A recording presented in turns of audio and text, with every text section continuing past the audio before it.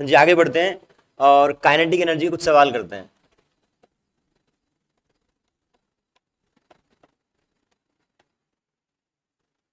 Kinetic energy या फिर work energy theorem भी कर सकते हैं। वर्क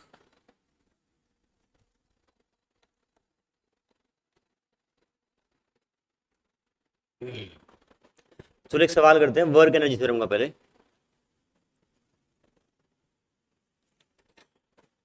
आपने डिफरेंशिएशन कर लिया प्राची? डिफरेंशिएशन कर, ठीक। A particle force acts on a particle, लिख लिया आप। A force acts on a 30 gram particle,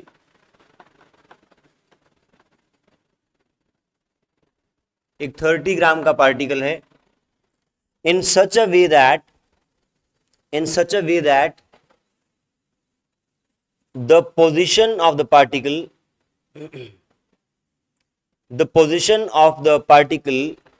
as a function of time is given by x equal to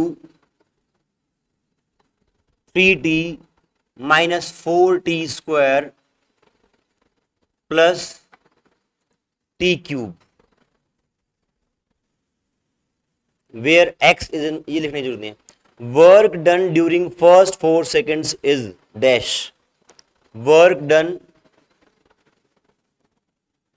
in first 4 seconds is dash. आपका particle है 30 ग्राम मास है उसका, उसकी position time के साथ ऐसे बदल रही है। You have to calculate work done in first 4 seconds। Hint है आपको, वर्क एनर्जी थ्योरम लगेगी और डिफरेंशिएशन लगेगा। वर्क एनर्जी थ्योरम क्या होती है पहले वो सोचो, डिफरेंशिएशन से क्या निकलता है वो सोचो।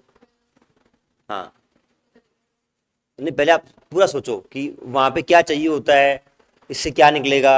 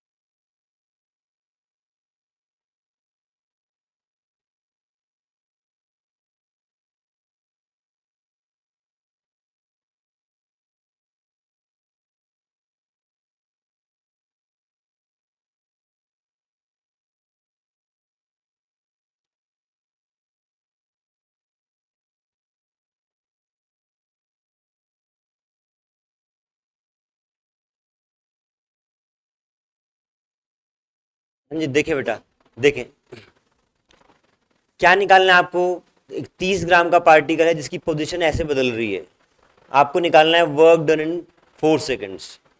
तो आपको पता है वर्क एनर्जी थ्योरम बोलती है work done on a body is equals to change in kinetic energy. ठीक है, आप x का एक्सप्रेशन दे रखा है, v का निकाल सकते हैं क्या? कैसे? डिफरेंशिएट करके dx बाय dt क्या हो जाएगा, 3 minus 8t plus 3t square. ये आपकी वेलोसिटी हो गई एट एनी टाइम t। आपको कहाँ निकालनी है, पहले 4 सेकंड में क्या बदलाव आया वो देखना है। तो आप निकालें पहले velocity at t equal to 0। t equal to 0 पे निकालेंगे तो आप यहाँ पे t 0 पुट कर देंगे, 3 मीटर पर सेकंड। शुरुआत में आपकी वेलोसिटी 3 मीटर पर सेकंड थी, velocity at t equal to 4 seconds, 4 put करें यहां पे, ये आपका आ जाएगा 3 माइनस 32 और 4 चौक 16, 48। बताएं कितना है सोल्व करके।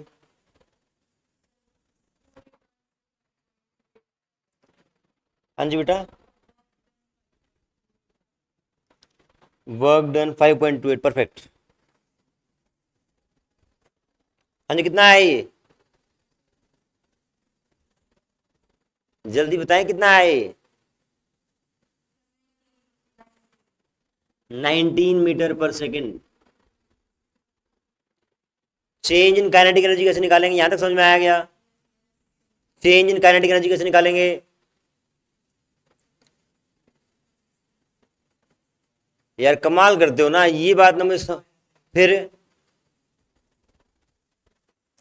Delta K is equals to final kinetic energy minus initial kinetic energy, ये half M final velocity minus half M initial velocity. Final क्या आपकी, ये फाइनल हो गई है, ये इनिशियल है, पुट करेंगे डेल्टा के आ जाएगा, and that delta K is work done, work done equal to change in kinetic energy.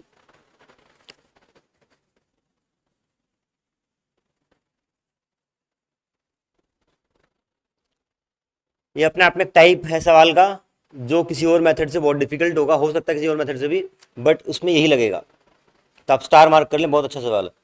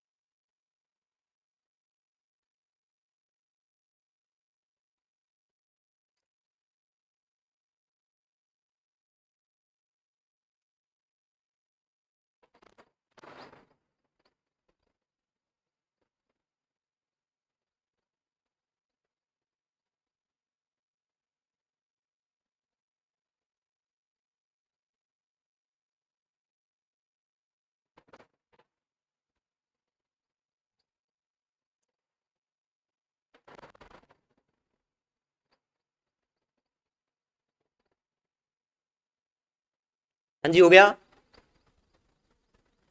रब कर दूं क्या।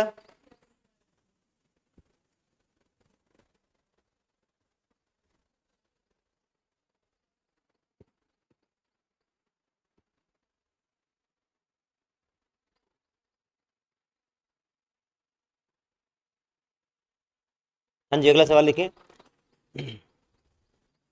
If kinetic energy is increased bye 3%, if kinetic energy is increased by 3%, then momentum will increase by dash percent, then momentum will increase by dash percent। ये आपका kinetic energy के type का सवाल है। अगर किसी ऑब्जेक्ट की किसी कारण से काइनेटिक एनर्जी 3% बढ़ गई है, तो मोमेंटम कितना बढ़ जाएगा ये निकालना है। देख लें एक बार एक सवाल। सबसे पहली बात, kinetic energy is half m v square. अगर इस को मैं ऊपर नीचे m से मल्टीप्लाई कर दूं, तो m square v square by 2m। कोई दिक्कत यहां तक, ऊपर नीचे m से मल्टीप्लाई किया बस। m इंटू वी क्या होता है, m इंटू वी मोमेंटम, तो ये आपका p स्क्वायर हो गया। काइनेटिक एनर्जी अगर मैं k बोल दूं, k equal to p square by 2m, 2m को आप इस साइड ले आए, तो p square equal to 2m k, taking under root both side,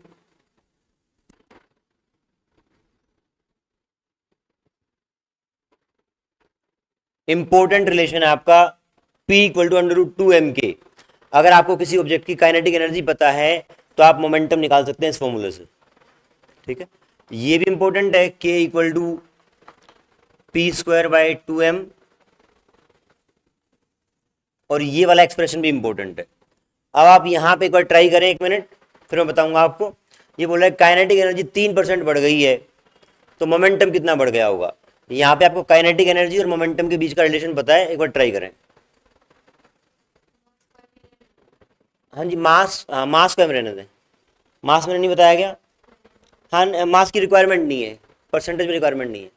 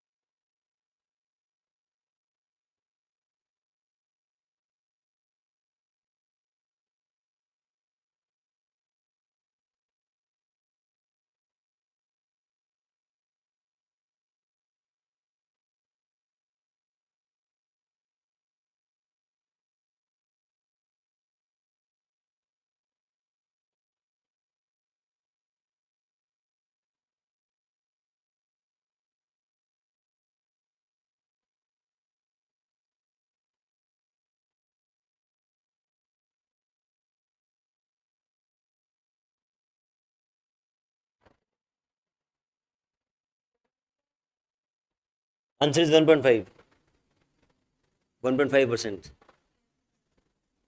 सबका हो गया, वेरी गुड। कैसे किया है? अच्छा अच्छा, ठीक ठीक ठीक। चैप्टर 1 में सेम फॉर्मूले से करवाया था क्या? कैसे करवाया था?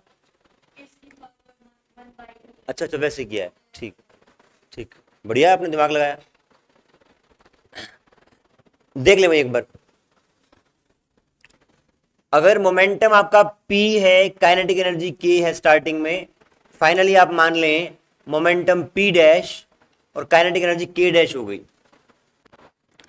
तो initially momentum was √2mk and finally momentum is √2mk dash, ही रहेगा।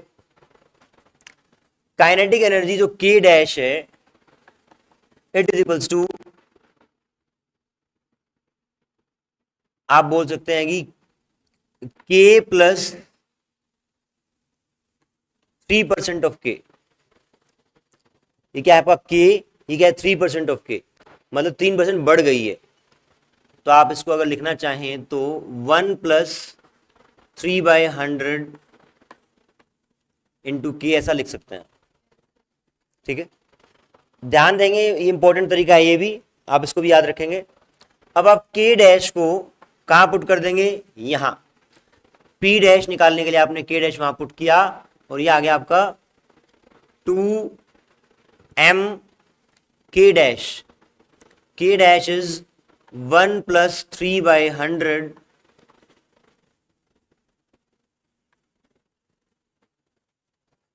ठीक है। अब आप √2mk को बाहर निकाल लो। √2mk is nothing but P, ये आपका P हो गया, और अंदर क्या रह गया? 1 plus 3/100 raise to power half, this is P dash. आराम से देख ले, पहले इतना समझ में आया क्या? पक्का? हाँ जी, लाइक बताएं, आ गया, ठीक है। ये आपका बाद का मोमेंटम है। यहां पे आप एक अप्रोक्सीमेशन लगाएंगे जो आपने अब तक नहीं किया, उसको नोट डाउन करेंगे स्टार मार्क करके। क्या है वो? यहां लिख रहा हूं मैं।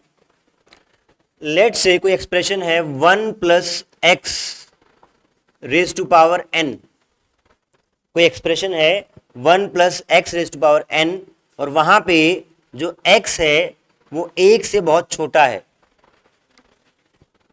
जो x है वो 1 से बहुत छोटा है, देन दिस 1 प्लस एक्स की power n can be written as 1 plus n into x. इसको बोलते हैं बाइनोमियल अप्रोक्सीमेशन।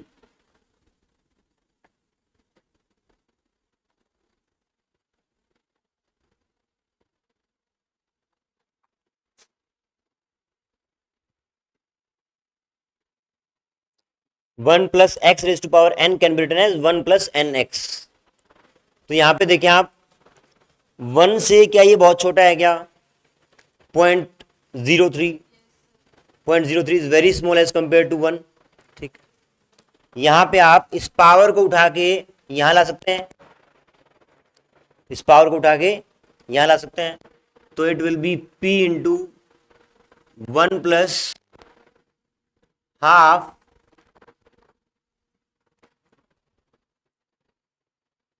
जैसे यहां पे जो पावर थी वो कहां आ गई, वो उछल के यहां आ गई, तो यहां वाली पावर यहां आ गई, तो हाफ हो गया। अब देखें, ये 3/2 जो लिखा है, इसको मैं लिख रहा हूं P1 प्लस 1.5/100। ऐसा लिखने का एक मेन कारण अभी देखें कैसे। P dash becomes P plus 1.5/100 of P।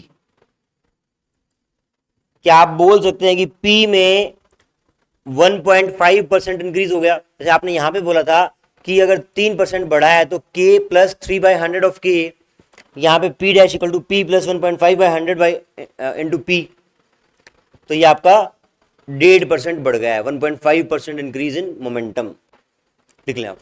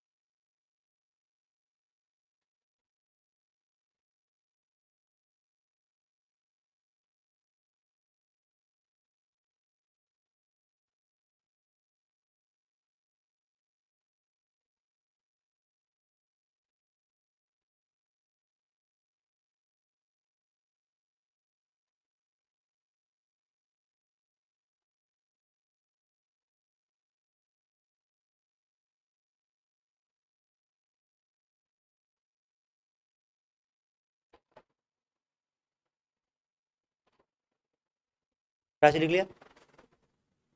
हाँ जी बेटा, लिख लिया क्या? आपने जो किया वो भी सही है बिल्कुल, है ना? बट वो अभी कई बच्चों को आता नहीं है, किया नहीं हुआ है, तो इसलिए मैं नहीं बता रहा हूँ। वो छोटा तरीका है बल्कि। आगे बढ़ते हैं, next question. Kinetic energy is increased by, सवाल है, if kinetic energy is increased by 100%, then momentum change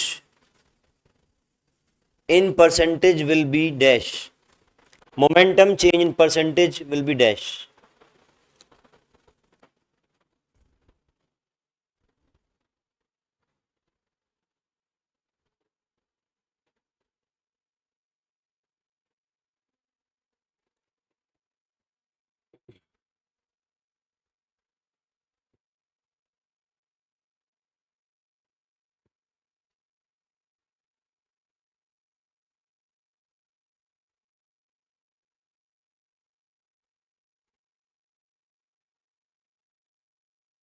अगर काइनेटिक एनर्जी में 100% इंक्रीज हो गया है तो आपका मोमेंटम में कितना इंक्रीज होगा।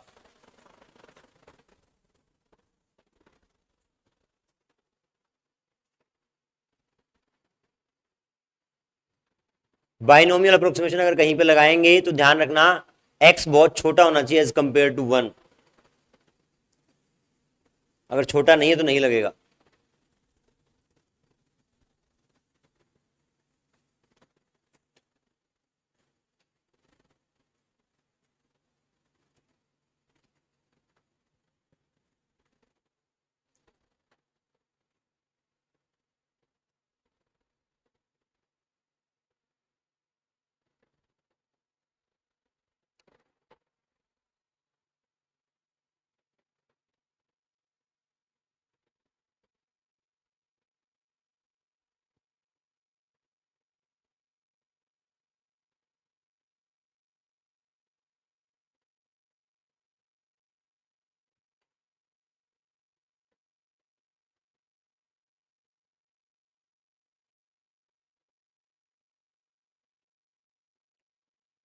काइनेटिक एनर्जी 100% इंक्रीज का मतलब क्या है, देखें आप। हाँ जी, डबल, डबल हो गई है, गुड। काइनेटिक एनर्जी पहले के थी, बाद में के डैश हो गई, and k dash is 100% more than the initial kinetic energy, 100/100 of के। जैसे आपने लास्ट टाइम 3% बढ़ाई थी, यहाँ पे 100% बढ़ाई है, तो आपका 2 के हो जाएगा। इसका मतलब काइनेटिक एनर्जी को डबल कर दिया गया है। अब जब यहाँ पे आप ये करेंगे के कॉमन लेके 1+1 हो जाएगा, ये तो यहाँ पे अप्रोक्सीमेशन नहीं लगेगा, 1 से छोटा नहीं है वो, है ना। तो क्या करते हैं, let say p dash equal to √2m k dash. तो आपका ये हो गया 2m, and k dash is double of initial kinetic energy. इसको आप ऐसा कर लें, √2 लिख लें और √2m k लिख लें। ऐसा क्यों लिखा, क्योंकि स्टार्टिंग का जो मोमेंटम होगा इनिशियल, वो √2m k होगा। हाँ जी, तो ये आपका हो गया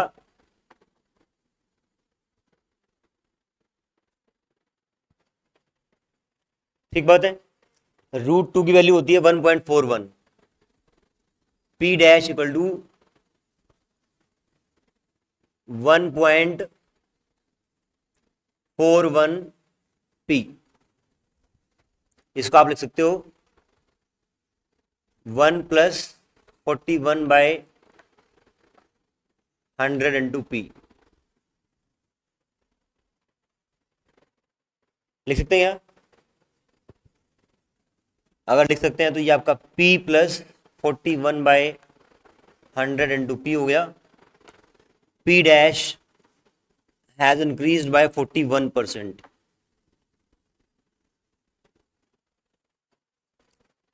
41%।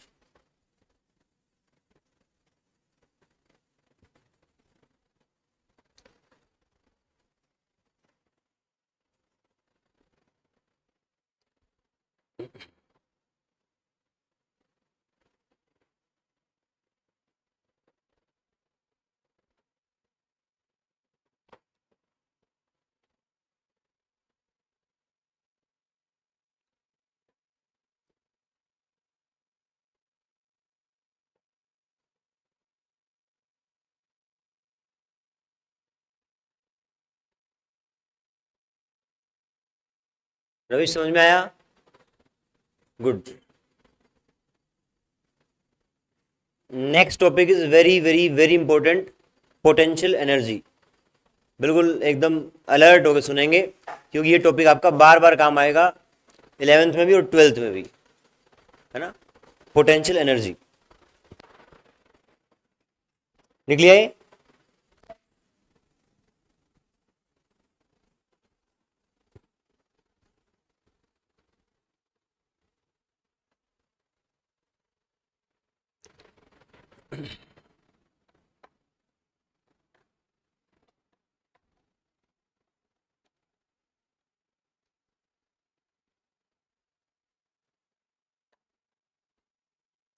सबसे पहले आप लाइन लिखें, जैसे आपने लिखा था काइनेटिक एनर्जी में, क्या लिखा था, kinetic energy is energy possessed by body due to its motion.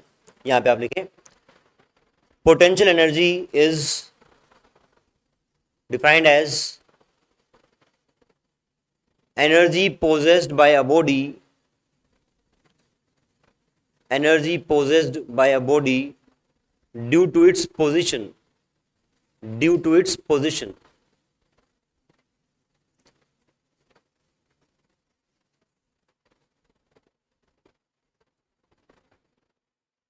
ठीक है, एक बहुत ही अच्छे एग्जाम्पल के साथ समझेंगे।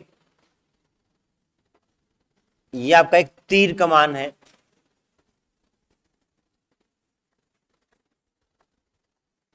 ये आपका धागा है। धागे को जो आप खींचोगे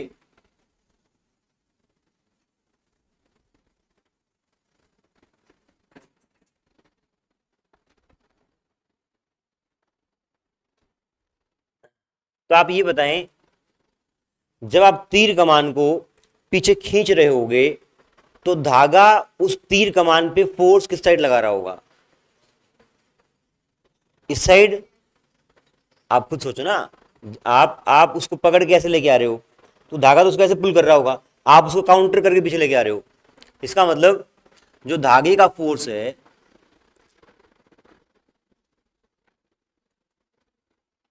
स्ट्रिंग फोर्स ऐसे था, जो आपने तीर कमान में फोर्स लगाया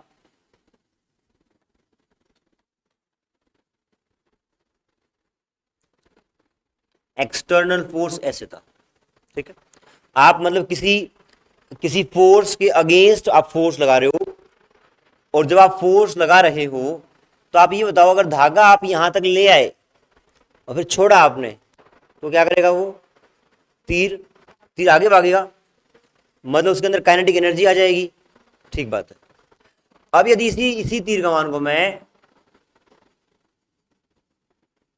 यहां तक खींचता, ये पहली पोजीशन है, ये सेकंड पोजीशन है, तो क्या दूसरी पोजीशन पे खींचने से आपका तीर कमान और तेज जाता? और तेज जाता। इसका मतलब एक बात तो तय हुई कि जब मैं इस तीर को पीछे लेके आ रहा हूं तो उसके अंदर कुछ एनर्जी स्टोर हो रही है ना। देखो आप, जब मैंने इसको यहां से लेके आया, अभी मैंने छोड़ा नहीं है, तो आपको लगता नहीं कि इसके अंदर कुछ एनर्जी है। जैसे जैसे छोड़ता हूं तो भागता है वो, इसका मतलब कुछ एनर्जी स्टोर करी थी मैंने, उसके अंदर एनर्जी स्टोर की थी। ठीक। और जब मैं इसको यहां तक ले आया तो मैंने और ज्यादा एनर्जी स्टोर की थी। ठीक है, तो पोटेंशियल एनर्जी का बेसिक सा मतलब होता है स्टोर्ड एनर्जी आपकी। आप कहीं भी एक नोट बना के लिख लें, स्टार बना के, बस इतना सा, एक अपने समझ के लिए, क्या potential energy is stored energy. Energy store है आपकी। अब वो जो आपने एनर्जी स्टोर की है, वो आपको कुछ एफर्ट करना पड़ेगा उसके लिए। कैसे? हाँ, आपको धागे के अगेंस्ट में कुछ फोर्स लगाना पड़ा, और उस फोर्स के कारण आपने वर्क डन किया। तो आपने जो वर्क डन किया है उससे आपकी एनर्जी स्टोर हुई है। ठीक है, तो आप ये लिख सकते हैं कि मैंने कुछ वर्क डन किया, उस काम के कारण आपकी पोटेंशियल एनर्जी स्टोर हुई है। ठीक है, ये वैसी ही बात है, अगर आपके ऊपर काम किया जाए, मतलब आपके पेरेंट्स भी आपके ऊपर काम कर रहे हैं, काम ये फिजिक्स वाला नहीं, मतलब अलग तरीके से, कि भैया एफर्ट कर रहे हैं, आपको अच्छी जगह पढ़ा रहे हैं, आपके टीचर भी एफर्ट कर रहे हैं, तो वो सब मिला के आपके ऊपर वर्क कर रहे हैं। आप मान लें आप तीर कमान है, आपके ऊपर सब वर्क कर रहे हैं। और ये वाला फोर्स कौन सा होगा फिर? जो आपका धागे वाला फोर्स है, वो फोर्स है जो अगेंस्ट है। आप जो बाहर से फोर्स लग रहा है उसके अगेंस्ट है बेसिकली। जैसे मतलब अगर आपके बहुत सारे डिस्ट्रैक्शंस होते हैं, आलस है, पढ़ने का मन नहीं कर रहा है, उन सब के खिलाफ हम एक बाहर से फोर्स लगा रहे हैं, और बाहर से फोर्स लगाते लगाते जो हम वर्क डन कर रहे हैं आपके ऊपर, साल 2 साल करेंगे, that will get stored in form of potential energy. आपकी एनर्जी स्टोर जो है वो बढ़ जाएगी। आप जब अपने कॉम्पिटिटिव एग्जाम में बैठेंगे तो फिर आप जैसे ही हम आपको छोड़ेंगे तो आप उस एनर्जी को अपने रिजल्ट के फॉर्म में मैनिफेस्ट करोगे। Are you getting? है ना, सेम तरीके से यहां पे भी हो रहा है। आप एक्सटर्नल वर्क डन कर रहे हैं और वो आपकी एनर्जी स्टोर हो रही है, और जैसे ही आप इस एक्सटर्नल फोर्स को रिमूव करोगे, व्हेन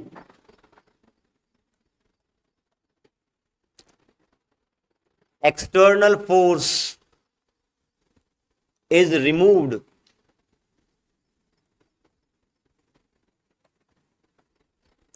stored energy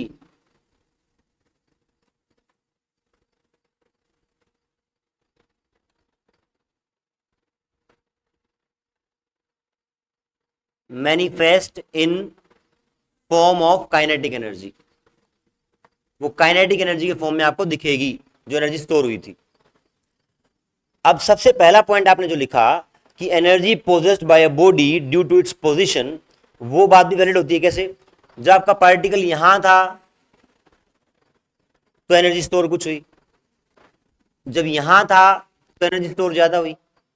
आपने एक तो 1 साल तैयारी करी, एक 2 साल तैयारी करी, एक 3 साल तैयारी करी, मतलब जरूरत ना पड़ेगी 3 साल करनी पड़े, हाँ, पर जितना आप ज्यादा वर्क करेंगे उतनी आपकी एनर्जी स्टोर हो जाएगी। तो ये बेसिकली आप एक फोर्स के अगेंस्ट में वर्क डन करते हैं और वो वर्क डन आपका पोटेंशियल एनर्जी के रूप में स्टोर होता है और उसी को आप बोलते हैं पोटेंशियल एनर्जी। ये सारा आप एक एक पॉइंट बना के ऐसे स्टार पॉइंट बना के लिख लें। डेफिनेशन आपकी पहली ही है,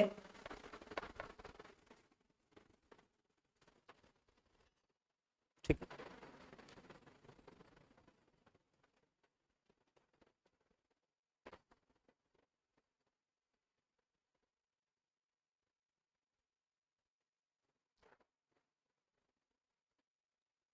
ये डायग्राम भी बनाएंगे, बहुत इंपॉर्टेंट डायग्राम है ना, आपको बाद में भूल जाएंगे, आप डायग्राम बनाएंगे।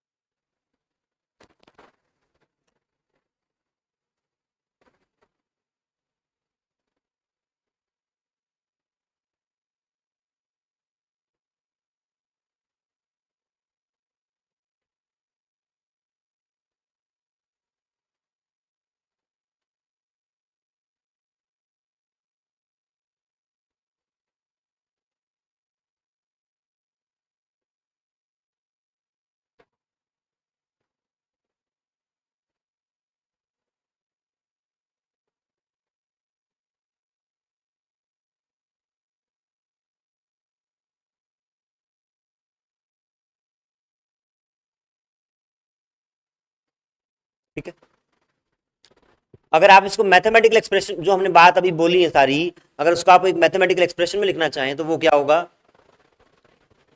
Delta U, delta U is change in potential energy. आप बताएं, जब आप इसको लेके आएंगे तो आपकी पोटेंशियल एनर्जी बढ़ रही है ना, और वो किस बात के बराबर है कि आपने काम कितना किया उसके ऊपर, नेट वर्क डन एक्सटर्नल, है ना, work done by force external. ये फोर्स है और नीचे सबस्क्रिप्ट में EXT एक्सटर्नल लिखा हुआ है। ये सबसे पहला मैथमेटिकल एक्सप्रेशन है जो आपको यहां पे काम आएगा। डेल्टा यू क्या है? Change in potential energy, and this is work done bye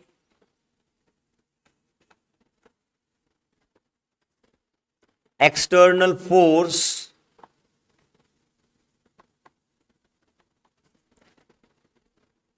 against conservative force,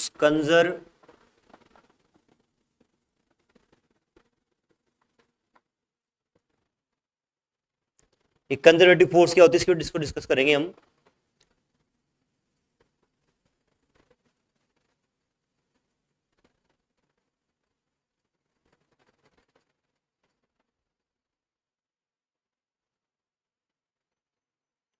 ठीक है, तो आप अगर वर्ड्स में लिखना चाहो तो लिख ही दिया है वैसे तो, change in potential energy is equals to work done by external force against conservative force, यही लाइन बन जाएगी आपकी। तो ये आपका आ गया पोटेंशियल एनर्जी का बेसिक कॉन्सेप्ट। अब अगला, इसके नीचे आप एक स्टार बना के लिखेंगे, concept of potential energy, concept of potential energy is only applicable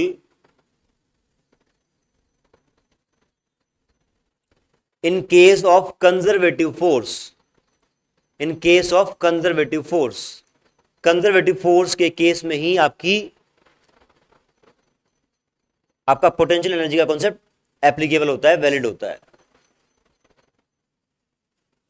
ठीक है, यहां तक हमने अभी तक जो किया है मेन, वो इस मैथमेटिकल एक्सप्रेशन में कंक्लूड होता है।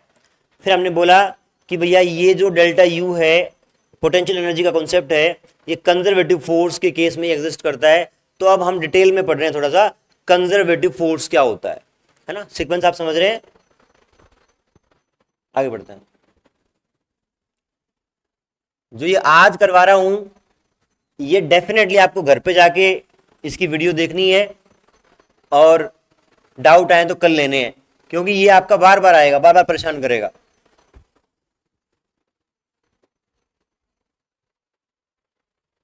नेक्स्ट इज कंजर्वेटिव फोर्स, मतलब इसी का सब पार्ट है।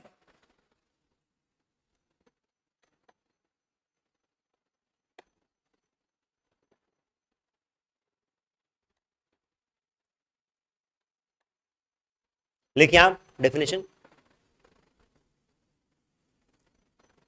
Conservative force is that force, conservative force is that force whose work done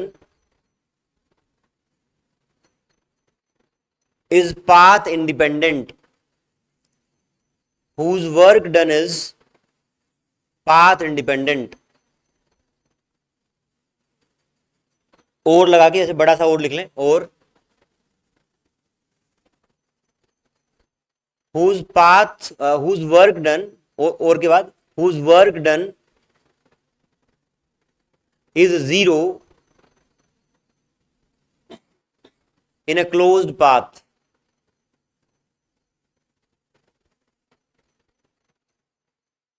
examples हैं आपके कंजर्वेटिव फोर्स के, लिखें आप। पहला एग्जाम्पल है ग्रेविटेशनल फोर्स, सेकंड है आपका इलेक्ट्रोस्टैटिक फोर्स, और तीसरा है आपका स्प्रिंग फोर्स। स्प्रिंग फोर्स का हल्का सा आइडिया हम ले चुके हैं और आपके बाद के चैप्टर में डिटेल में भी करेंगे। और आपका जो इलेक्ट्रोस्टैटिक फोर्स है वो क्लास 12 चैप्टर 1 में आता है। ठीक है, देखते हैं क्या होता है ये। हमने कहा कि कंजर्वेटिव फोर्स आपकी ग्रेविटेशन कंजर्वेटिव फोर्स है। अगर ग्रेविटेशन कंजर्वेटिव फोर्स है तो मान लीजिए ये आपका अर्थ सरफेस है, ये अर्थ सरफेस है, यहां पे एक ब्लॉक, एक ऑब्जेक्ट m मास का है, आपको उसको यहां से यहां लेके जाना है।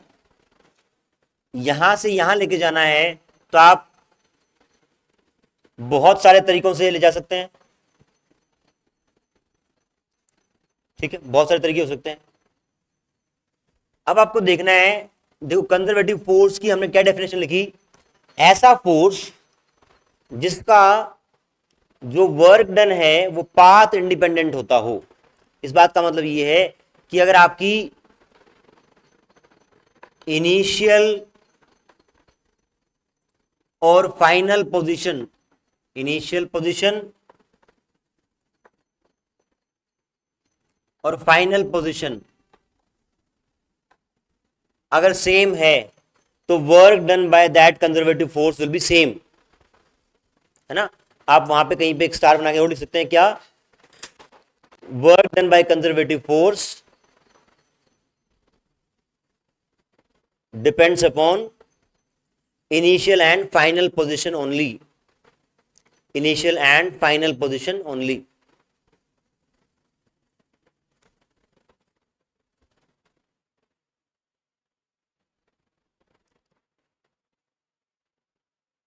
ठीक है भाई, अब देखते हैं कि आपकी जो ग्रेविटेशन फोर्स है वो कंजर्वेटिव है या नहीं है, कैसे है वो देखते हैं। क्या मैं इस पाथ को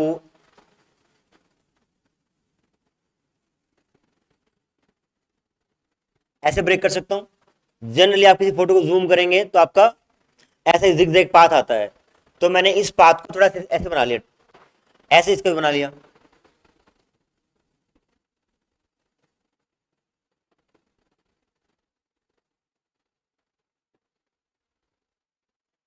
ठीक है, अब आपको इस रास्ते पे यहां से यहां जाते वक्त ग्रेविटेशन ने कितना वर्क डन किया वो निकालना है, और इस रास्ते किया वो निकालना है। क्लियर है? इससे पहले आप मुझे एक बात बताएं, इसी पे हम वापस आएंगे, इसका एक छोटा सा पार्ट करते हैं। अगर एक एम ब्लॉक को, एम मास के ब्लॉक को यहां से यहां उठाया गया एच डिस्टेंस से, आप बताएं work done bye gravitation force कितना होगा? mgh होगा। आपका ग्रेविटी का फोर्स mg लगा, डिस्प्लेसमेंट h हुआ, लेकिन क्या नेगेटिव नहीं आएगा? क्यों?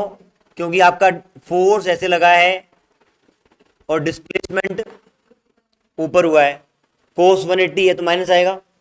तो work done bye gravitation force is minus mgh in this case. ठीक बात है। अगर इसी ब्लॉक को आप, ये मान लो ग्राउंड है, इसी ब्लॉक को आप यहां से यहां ले गए हॉरिजॉन्टली, पहले में आप वर्टिकली लेके गए थे, अब आपने हॉरिजॉन्टली मूव किया है, तो आप बताएं इस केस में वर्क डन बाय ग्रेविटी कितना होगा? Work done by gravitational force zero कैसे? तो फिर उससे, हाँ तो वर्क डन जीरो कैसे हुआ? हाँ जीरो है किसी का?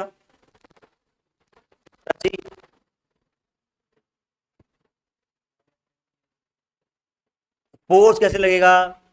ऐसे, डिस्प्लेसमेंट ऐसे हो रहा है, आपका ऑब्जेक्ट ऐसे जा रहा है और फोर्स ऐसे लग रहा है, तो आपका 90 डिग्री नहीं हो गया? डिस्प्लेसमेंट में और फोर्स में आपका एंगल कितना हो गया? 90 डिग्री। वर्क कितना हुआ? ऐसे नहीं भाई, क्या बताओ कितना हुआ?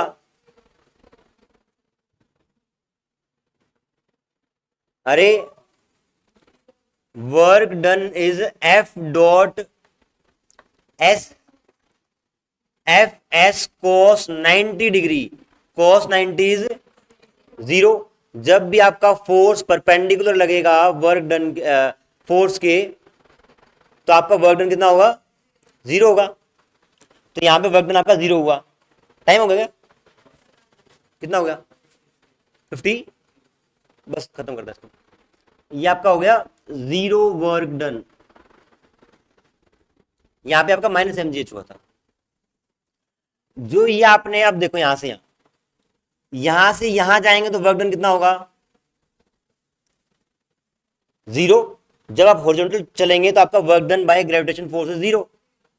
यहां से यहां जाएंगे तो इस साइड को मान लिया मैंने h1, तो ये हो जाएगा माइनस mgh1।